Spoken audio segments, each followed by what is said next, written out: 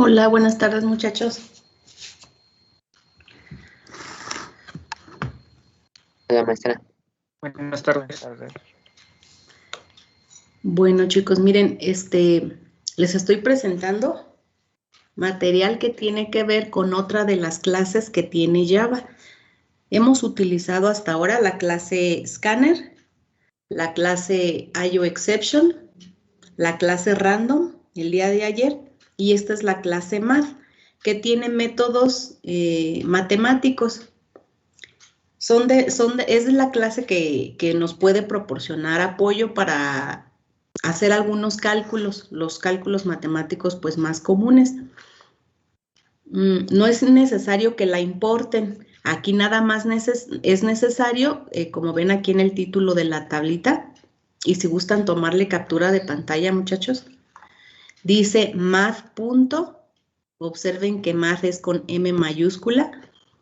Entonces, cuando nosotros escribimos math.apps, por ejemplo, aquí, estamos utilizando un método que me sirve para devolver el valor absoluto del valor que yo tenga entre paréntesis, ¿sí?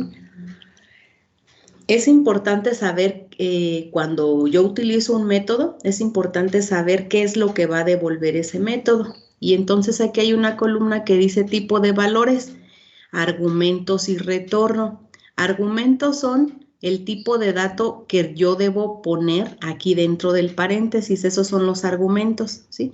Argumentos es lo que va dentro del paréntesis y retorno es el tipo de dato que me va a devolver este método al ser ejecutado. Entonces, aquí pues podemos observar, por ejemplo, cuando yo utilizo math.apps, quedamos que no es necesario importar la clase, con que yo escriba así, math, que debe ser en mayúsculas, math.apps, y si, por ejemplo, dentro del paréntesis el argumento es menos 23.7, al ser un método que me devuelve el valor absoluto, pues entonces el resultado sería este.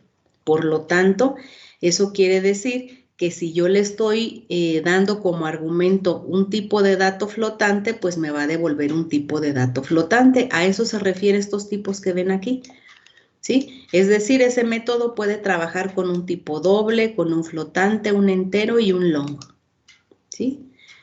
Aquí se está utilizando un valor constante, sin embargo, yo puedo poner aquí una variable que pueda ser del tipo de estas que están aquí, ¿sí? Y pues hay otros métodos, como por ejemplo, el método cos, que devuelve el valor del coseno de n. Recuerden, argumentos es lo que va dentro de los paréntesis, retorno es el valor que me va a devolver al momento de ejecutarse, ¿sí? Entonces, cuando se trata de calcular el coseno, los tipos con los que trabaja es un tipo doble. Entonces, cuando yo escribo esto, sería entonces este dato es de tipo doble, y cuando me devuelve este valor, que sería el resultado, sería de tipo doble también. ¿Por qué? Porque aquí me dice en la descripción que así es como trabaja ese método coseno, ¿sí? Bueno, y hay más, más métodos. Aquí lo que me interesa que veamos ahorita es, porque son los que les van a servir para resolver los ejercicios, va a ser, por ejemplo, miren, este método que se llama max, me sirve para devolver el valor más grande entre n y m, ¿sí? Trabaja con estos tipos de datos, y aquí está el ejemplo. Si yo dijera en NetBeans, escribiera math.max con estos valores, pues entre menos 9.98 y 87.7, el mayor o el máximo es 87.7, entonces esto es lo que me devolvería la ejecución de este método. Obviamente, si yo quiero guardar este resultado en alguna variable, pues tendría que decir, por ejemplo, x es igual, y luego ya escribiría el método, ¿sí? Bueno, entonces, de los que me interesan ahorita es max, min, que viene siendo una versión parecida en cuanto al uso, pero es lo opuesta en cuanto al resultado, porque aquí voy a obtener el mínimo de n y m, y aquí está el ejemplo de uso, ¿sí? Otra que es la que realmente me lleva a esta tabla, porque quiero que ya la conozcan, es el método Pau. El método Pau es para elevar un número a una potencia de manera automática. Hemos hecho algunos ejercicios donde ya sabemos que la potencia es realmente multiplicar un valor por sí mismo determinado número de veces.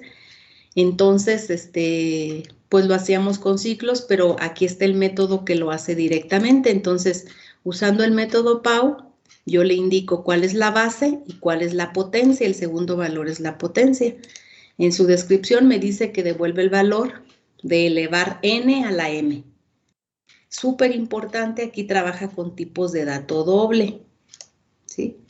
Y entonces, si yo escribo como instrucción math.pau y escribo este valor, menos 5.06 al cuadrado, entonces el resultado me va a dar esto. Y nuevamente reitero, si ustedes quisieran guardar el resultado, pues entonces tendrían que poner alguna variable, por ejemplo, y es igual a math.pau y los valores que quieran ustedes hacer, ¿sí? Miren, aquí hay otro método que se llama random. Esto es un poquito como el método Nextint que vimos la clase, nuestra sesión pasada. Nada más que si recuerdan, chicos, y por eso es importante ir distinguiendo entre clases. Estos que estamos viendo pertenece a la clase Math, ¿sí? Incluso así se titula la tabla. Y si recuerdan, ayer el objeto del cual nos valimos para generar los aleatorios era un objeto de tipo random. Entonces funcionan un poquito diferente. Miren, si ustedes decidieran utilizar, por ejemplo, este método random, lo que hace es devolver un número aleatorio entre 0 y 1. ¿Sí? Es decir, no nos va a dar el 0 y tampoco nos va a dar el 1, sino los que están en el inter. Por lo tanto, todos van a ser valores de precisión decimal. No recibe parámetros como dice aquí, es decir, dentro del paréntesis esto va vacío. En el paréntesis no escribo nada, no lleva argumentos o parámetros. Y nos va a devolver un dato flotante, ¿sí? Como este sería un ejemplo, o bien cualquier valor decimal que esté entre 0 y 1. Algunos de ustedes, por ejemplo, para generar valores aleatorios, utilizan este método, el random, y lo que hacen luego, como ya sabemos que nunca les va a dar un valor entero, lo que hacen, por ejemplo, es multiplicarlo por 100. Si ustedes lo multiplican por 100, pues aquí ya les daría un 58. Si lo multiplican por 10, les daría un 5. ¿Sí? Aunque ya vimos en el ejemplo de ayer que podemos generar valores indicando cuál sería el valor máximo que quiero generar. ¿Sale? Igual entonces si quieren tomarle captura a esta pantallita, muchachos, de la clase Math. Perdón, no alcancé a escuchar, Alexis. También está la tablita en el libro. Ah, sí, de hecho aquí puedes verla, está, miren, la página, empieza en la 111 y termina en la 112. Quien tenga el libro, pues nada más si quiere hacer la anotación para que la pueda localizar rápido cuando la necesite. Ok. Bueno, entonces, esos son los métodos de la clase Math que nos pueden ayudar para la solución de algunos de los problemas que ya asigné a las tareas. Ahora voy a ir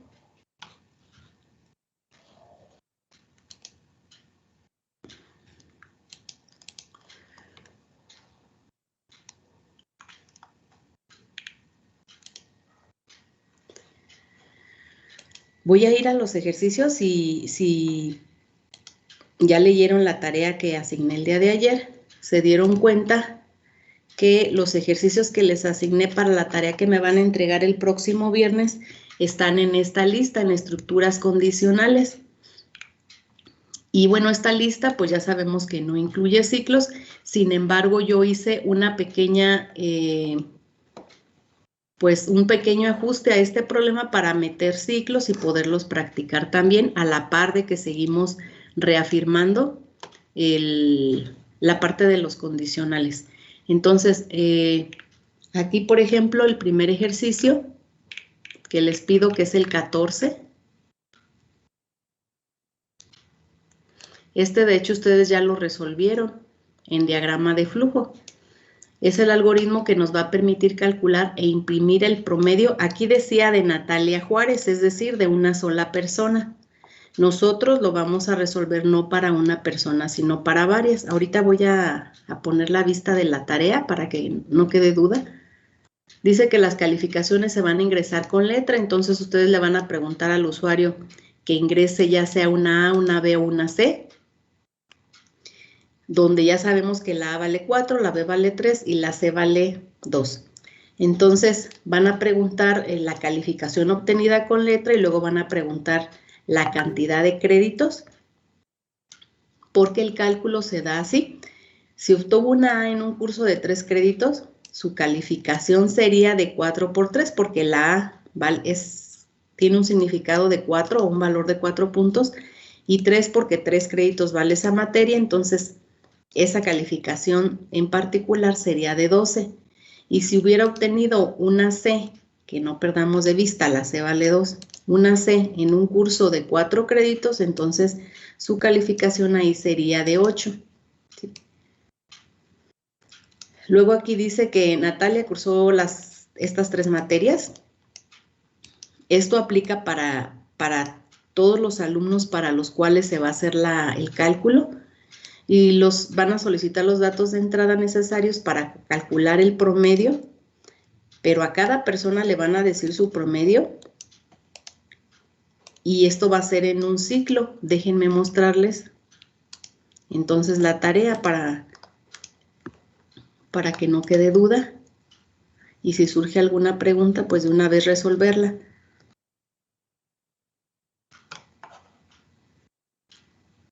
Estoy cargando la tarea, ¿eh?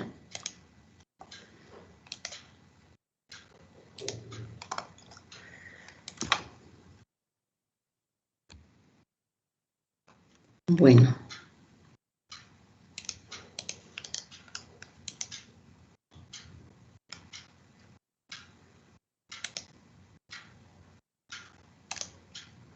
Ok, ahí ustedes ya tienen la tarea cargada, pero bueno, miren, aquí en esta tarea donde les digo que resuelvan, son 3 ejercicios, que es 14, 19 y 29.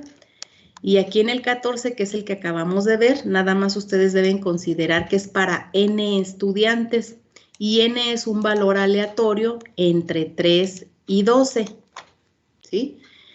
Es decir, no le van a preguntar al usuario, ¿para cuántos estudiantes quieres hacer el cálculo? No. Simplemente ustedes generan un valor aleatorio en este rango y hacen un ciclo que les permita dar ese número de vueltas para que hagan el cálculo de las calificaciones para ese número de personas, ¿sí? Para todos van a ser 3 materias, que son las que dice el problema, es decir, física, álgebra y programación, para todos. La única diferencia es que aquí vamos a hacer el cálculo para N estudiantes, ¿sí? Entonces, cada que le digan al estudiante 1, le pregunten sus calificaciones, le van a decir su promedio. Luego van con el siguiente estudiante, le vuelven a pedir sus calificaciones y van a hacer su promedio, y así sucesivamente. ¿Sí? ¿Alguna pregunta hasta aquí de este ejercicio 14? Les repito, es nada más agregar ese ciclo. Ok, luego el ejercicio 19 dice considerar el cálculo para N autos. N es un valor aleatorio entre 5 y 10. Al final van a mostrar el total de ingresos por los autos que ingresaron al estacionamiento. Entonces dice que hay que generar un valor aleatorio entre 5 y 10. Voy a regresar al problema para que vean de qué estamos hablando, que es la lista de ejercicios. Ahora es el 19. ¿Sí? Aquí está. Dice, en un estacionamiento se cobra de la siguiente manera. Si permaneció 10 minutos o menos, no tendrá que pagar. A partir del minuto 11 se cobra así, considerando desde el primer minuto que permaneció. Cada media hora se cobra 4.50 y la hora se cobra a 6 pesos. solo se cobran medias horas y horas completas, es decir, no van a cobrar por minuto, ¿sí? Sino solo medias horas y horas completas. Si permaneció 20 minutos, por ejemplo, tiene que pagar media hora. Si permaneció 35 minutos, como ya se pasó de la media hora y el problema solamente pide cobrar medias horas y horas completas, entonces aquí ya tiene que pagar una hora completa. Van a hacer un algoritmo que pregunte los minutos, esto es importante, ¿eh? Van a preguntar los minutos que permaneció el cliente en el estacionamiento y muestre lo que debe pagar, tomando en cuenta que los días martes y sábados se hace un descuento del 12.56 sobre el monto total. Entonces, aquí es importante que lean los minutos y ustedes se van a encargar de convertir esos minutos a horas y a medias horas para poder cobrar de acuerdo a lo que dice el problema. Aquí, como es una lista, en esta lista están solo de condicionales, pues se está considerando que es para un solo auto, pero repito, ustedes van a agregar un ciclo y eso dice la notita que les puse en la asignación, un ciclo donde de manera aleatoria simulemos que entre 5 y 10 autos entraron al estacionamiento, le van a pedir a cada auto su dato de los minutos, van a convertirlos a medias horas y a horas y van a hacer el cálculo, le van a decir al cliente debes pagar tanto, ¿sí? Importante considerar que los días martes y sábados se hace este descuento. Por lo tanto, este es otro dato de entrada. Deben preguntar qué día es. Estamos considerando que todos los autos que entraron ese día entraron el mismo día, ¿sí? Por eso es un dato que deben preguntar desde el inicio. Y al final deben mostrar los ingresos del estacionamiento por los carros que ingresaron en él. ¿Sí? Pueden usar el ciclo que quieran. ¿Alguna pregunta? No, ok. Y el tercero, que viene siendo el ejercicio 29, ¿sí? Van a solicitar un valor entero. Si el valor es par, van a mostrar el mensaje positivo o negativo según sea el caso, porque puede ser -4 o 4, ¿sí? Entonces, y cuando el valor es impar, van a mostrar el mensaje, ¿es múltiplo de 7 o no es múltiplo de 7? Esto significa que es divisible, ¿sí? Es divisible entre 7 o no lo es. Cuando el valor ingresado es 0, van a mostrar el mensaje, no trabajo con 0, y terminar el algoritmo. Esto es considerando que fuera un número. Yo aquí como notita les puse que van a calcular para n valores, no nada más para 1, como dice aquí. Entonces, n es un dato que debe ingresar el usuario. Ahí sí lo debe ingresar el usuario, no es un valor aleatorio. El usuario les va a decir calcular para, no sé, para 8 valores. Y entonces ustedes se van a dedicar a hacer un ciclo donde pidan 8 valores y por cada valor van a seguir lo que les muestra el problema. Algo importante, tienen que validar que el usuario ingrese obligatoriamente un valor entre 2 y 7. De lo contrario, volver a solicitarlo hasta cumplir esa condición. Esa es la notita que dice la asignación. Es decir, ustedes le preguntan al usuario, ¿para cuántos valores? Y si yo les digo que para 50 valores, me lo deben volver a preguntar, ¿sí? Y si les digo ahora que para 20 valores, lo van a volver a preguntar. Y si les digo que para 10, lo vuelven a preguntar. ¿Por qué? Porque el problema dice validar que se ingrese obligatoriamente un valor entre 2 y 7, ¿sí? Solo hasta que el usuario ingrese un valor entre 2 y 7, entonces ya hacen el ciclo, que va a ir desde 1 hasta el valor que les haya dicho el usuario y van a trabajar con este problema, ¿sí? Con el problema 29. Si no hay preguntas del problema, entonces también les pido que trabajen en equipos de 3 o en parejas como ustedes quieran, ¿sí? Solo un compañero me va a entregar los ejercicios. Van a escribir el nombre de los autores en la primera página del archivo. Les estoy pidiendo el punto Java, por favor. Y algo súper importante, incluso está subrayado, me van a entregar un solo archivo en Java. En ese archivo o en ese proyecto van a tener los 3 ejercicios. Entonces, quiero que al principio del programa ustedes pregunten, ¿qué ejercicio quiere ejecutar?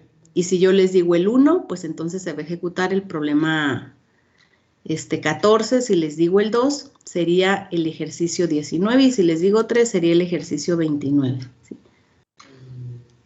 Y pues la hora señalada para entregar el trabajo es el próximo viernes al mediodía. ¿Alguna pregunta hasta aquí, muchachos? ¿No? Bueno, ahora voy a mostrarles en NetBeans cómo podemos generar un valor aleatorio entre un rango, porque ya ven que ayer hablamos un poquito de eso.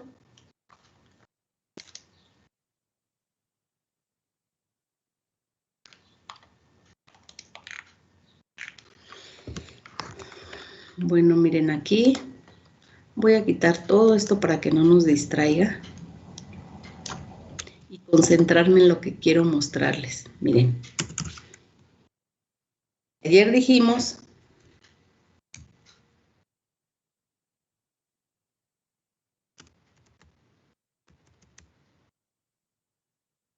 que yo puedo generar un valor y dependiendo, voy a poner una variable, ¿sí? Que voy a llamar num. Voy a decir que num es igual, ya tengo aquí el objeto de tipo aleatorio, se llama alea.nextInt. Ayer dijimos que si yo escribo, por ejemplo, así, con un 15 como argumento, yo estoy generando un valor aleatorio que va a ir de 0 a 14, ¿sí? Y entonces ese valor, pues yo lo puedo ya dar. Aquí es de 0 a 14, quedamos el día de ayer, ¿sí? Lo estoy ejecutando.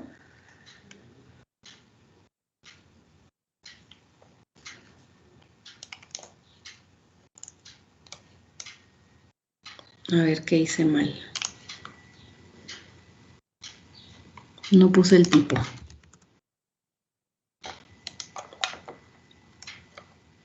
Ok, aquí está generado 7, ¿sí? Y ya sabemos que lo que yo vuelvo a ejecutar, pues siempre voy a ver un valor que va a estar entre 0 y 14, ¿sí? Ok. Ahora, ayer les platicaba que si yo sumo un valor aquí, después del paréntesis, si yo sumo un 5, chequen que todo valor que se genere va a estar de 5 hacia arriba. ¿Por qué? Porque con esta parte de la instrucción se van a generar valores del 0 al 14. Entonces, si aquí se genera del 0 al 14 y no importa cuál se genere, yo le sumo 5, el mínimo que se va a generar, ya sé que aquí es de aquí a aquí es el 0. Entonces, si se genera un 0 más 5, pues voy a tener un 5. Si se genera un 1 más 5, voy a tener un 6. Si se genera un 2 más 5, voy a tener un 7, etc. Entonces, esta es una forma de asegurarme que el valor que se genere siempre va a ser de 5 en adelante. Miren, ahora no vamos a ver ningún 0, ningún 1, 2, 3, ni 4. Siempre voy a ver de 5 en adelante. Entonces, si el valor mayor que se puede generar con el NextInt es el 14, ¿sí? Quiere decir que con toda la instrucción, el número mayor que voy a generar es el 19.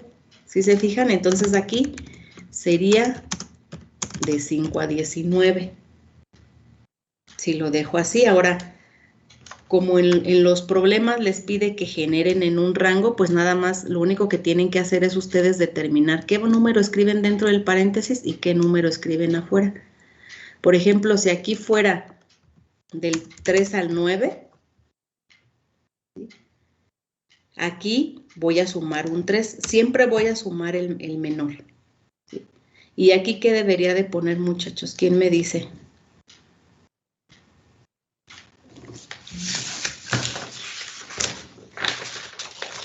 A ver, dime, Alejandro.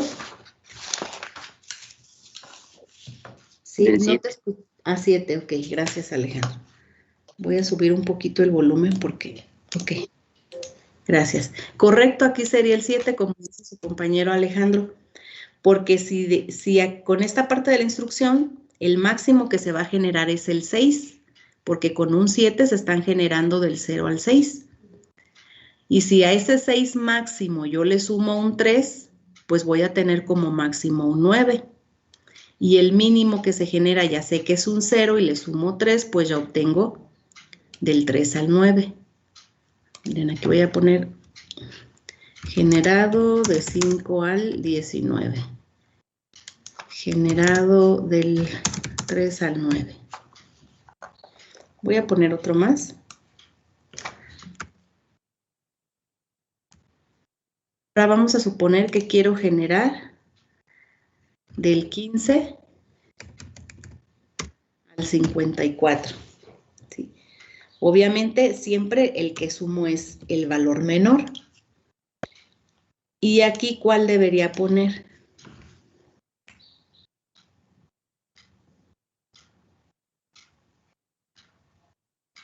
40. ¿40? ¿Están de acuerdo?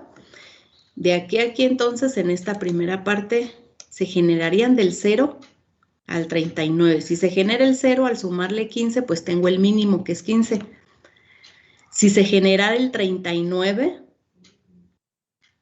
que sería 39 más 15, ya obtendría el 54. Entonces, si se fijan, nada más es cuestión de que ustedes hagan el cálculo para obtener el número que ustedes quieran, ¿sí?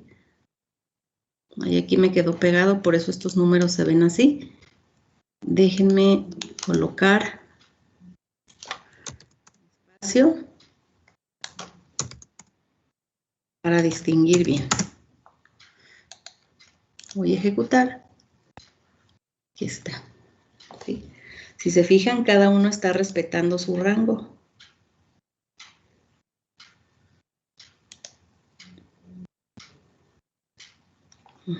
Ok.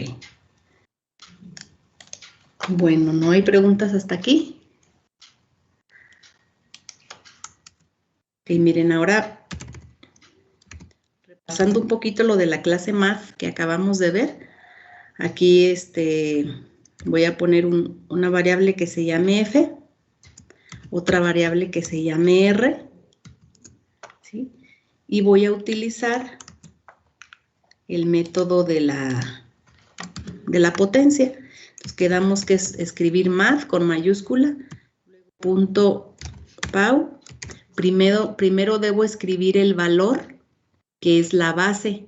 Voy a pensar que fuera, no sé, un 20, ¿sí? Algo así. Y aquí voy a escribir R, ¿sí? Y vamos a ver qué nos resulta. Aquí voy a intentar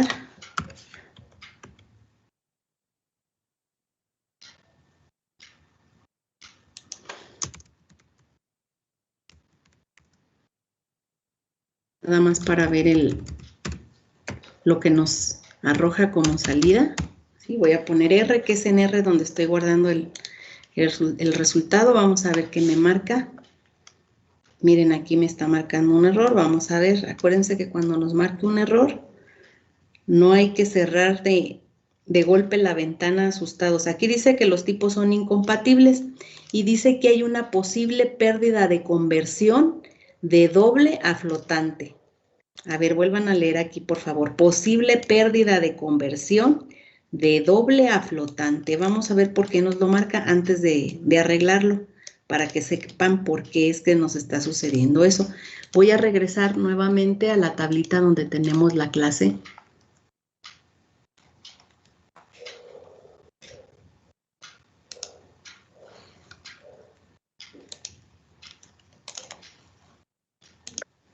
Miren aquí.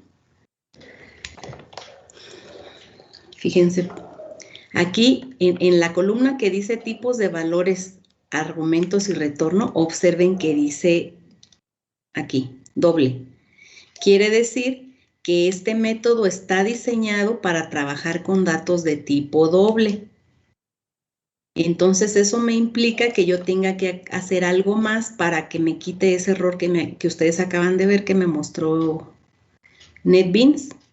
Entonces nada más quiero que vean el por qué lo vamos a resolver así, teniendo como fundamento que Pau nos dice que trabaja con tipos dobles, ¿sale? Esto no lo pierdan de vista para que entiendan por qué se va a resolver así. Entonces, regreso a NetBeans. Sí. Regreso a ver qué es lo que me dice el error. Dice posible pérdida. Ay.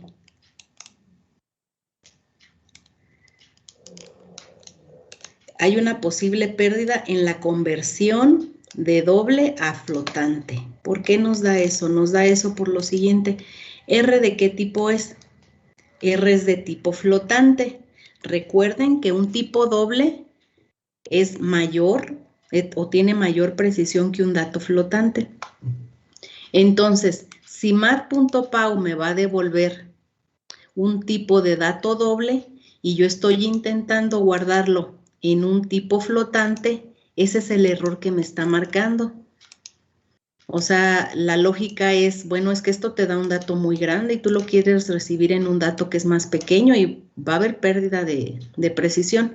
Yo sé que no la va a haber porque estoy manejando estos valores. ¿Se fijan?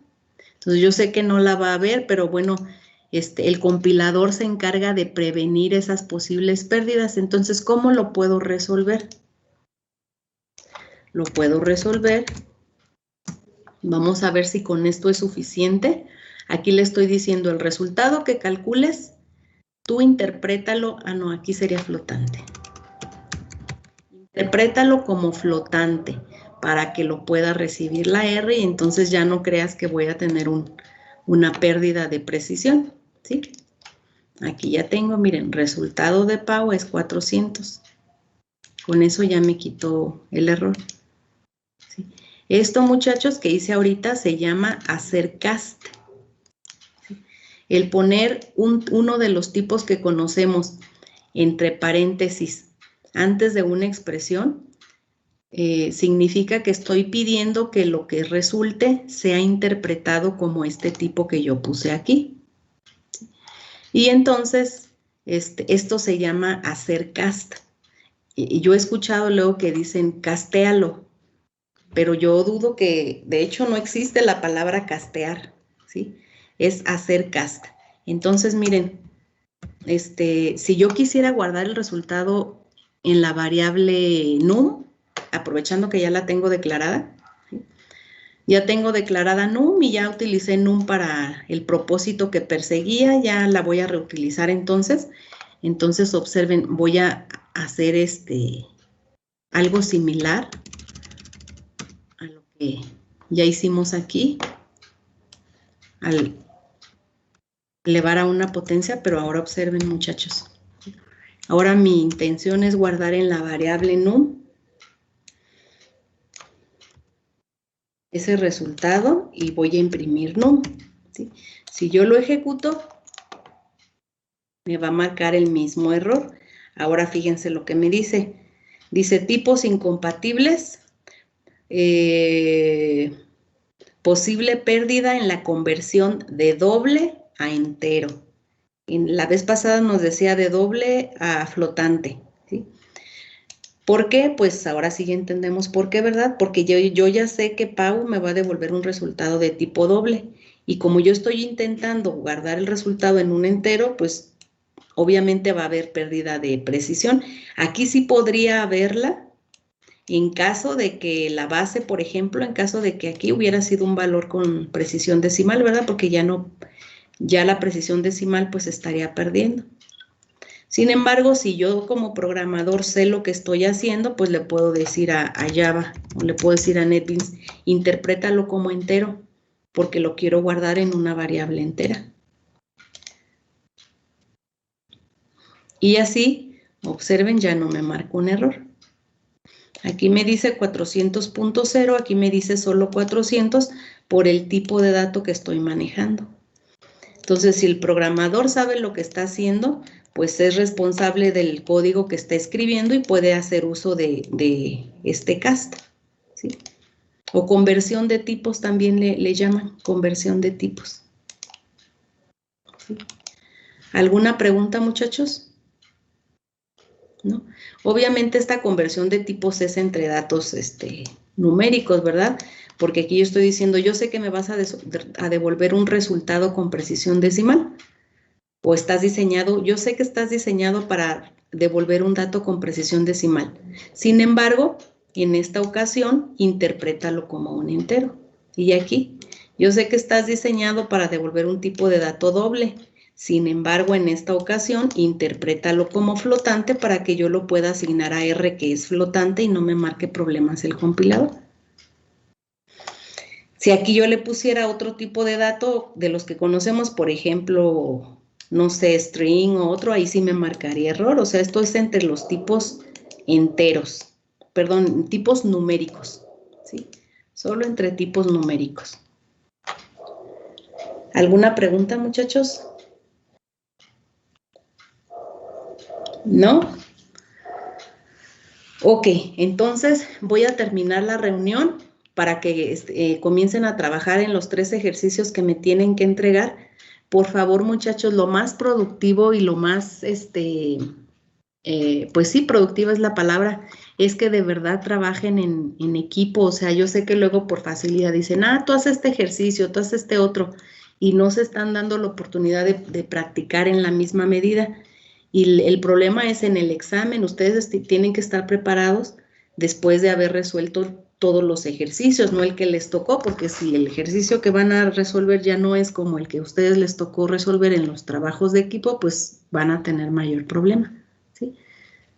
Esta tarea entonces me la van a entregar para el próximo viernes al mediodía y los vuelvo a llamar a clases el próximo viernes. Son 3 ejercicios y recuerden que de alguno de ellos lo más probable es que ya tengan el diagrama de flujo y si estaba correcto, pues ya no tienen que entretenerse mucho en diseñar la lógica. Algunos de los diagramas de flujo incluso yo se los puse como soluciones, de ahí igual pueden tomarlo. Si quieren o si quieren pues comenzar desde cero, pues mucho mejor por la cuestión de la práctica. Además, pues solamente son 3 ejercicios, ¿sí? Bueno, entonces termino la reunión, muchachos, y pues no se les pase enviar la tarea, por favor, a tiempo. Hasta luego. Buenas tardes, maestra. Sí. Buenas tardes, maestra. Sí, hasta luego.